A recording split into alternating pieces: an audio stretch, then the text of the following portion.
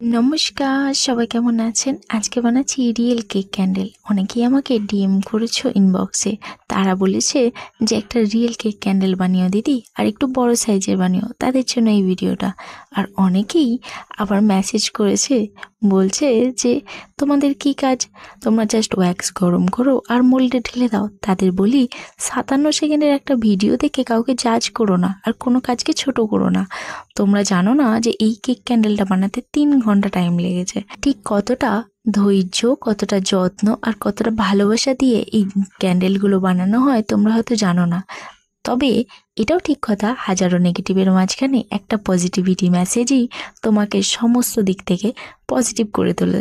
অনেকেই মেসেজ করেছো, দিদি তোমার কাজগুলো আমার ভীষণ ভালো লেগেছে, তাদেরকে ধন্যবাদ জানাই।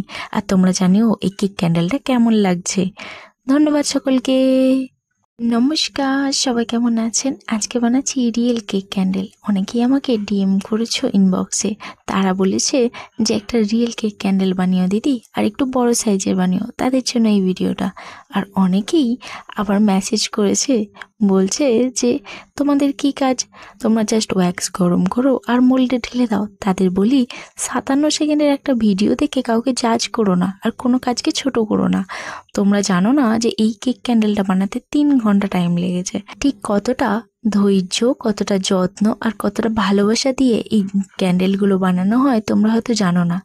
তবে এটাও ঠিক কথা, হাজারো নেগেটিভের মাঝখানে একটা পজিটিভিটি মেসেজই তোমাকে সমস্ত দিক থেকে পজিটিভ করে তোলে।